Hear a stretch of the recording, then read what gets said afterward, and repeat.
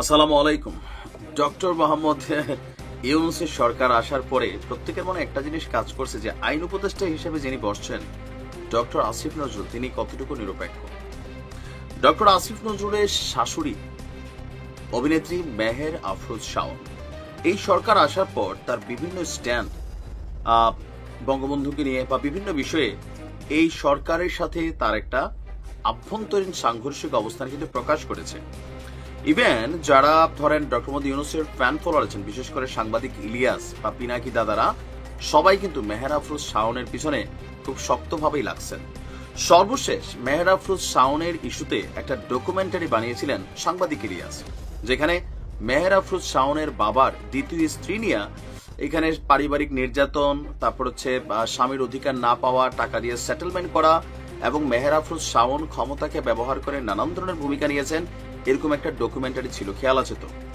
সেই ঘটনার পরপরে আমরা দেখেছিলাম মেহের আফরোজ শাওনের কি বলা হয় যে মোটামুটি একটা মামলার দিকে এই বিষয়টা গড়াচ্ছিল। অবশেষে সেই দ্বিতীয় মা যিনি নিশি, তিনি মামলা করেছিলেন, আর সেই মামলায় মেহের আফরোজ শাওনকে গ্রেপ্তারের নির্দেশনা চলে এসেছে।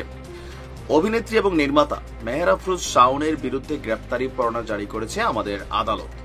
আপনার 22 এপ্রিল গতকালকে ঢাকা মহানগরের প্রথম অতিরিক্ত চিফ মেট্রোপলিটন ম্যাজিস্ট্রেট আদালত এই গ্রেফতারি আদেশ জারি করেছে। বাবা এবং মাকে শারীরিক নির্যাতনের অভিযোগে তার বিরুদ্ধে মামলা হয়।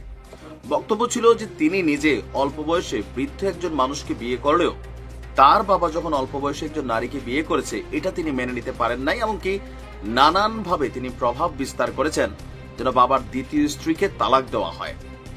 শাওনের দ্বিতীয় মা নিশি, তিনি বাদী হয়ে এই মামলাটি দায়ের করেছেন। মামলায় ঢাকা মহানগর পুলিশের গোয়েন্দা শাখার সাবেক প্রধান মোহাম্মদ হারুনুর রশিদ সহ ডিবি হারুন সহ 12 জনকে আসামি করা হয়েছে।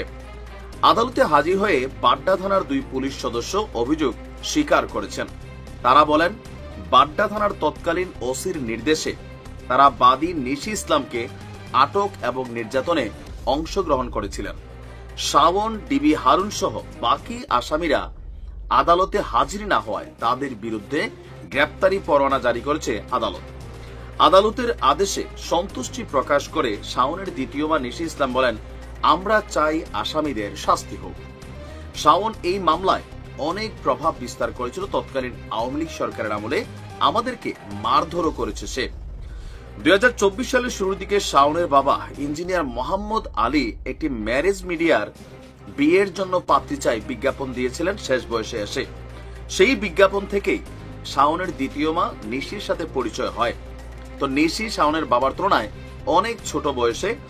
এই ঘটনা জানার পর বাবার উপর শারীরিক এবং মানসিক নির্যাতন চালায় শাওন এবং তার পরিবার।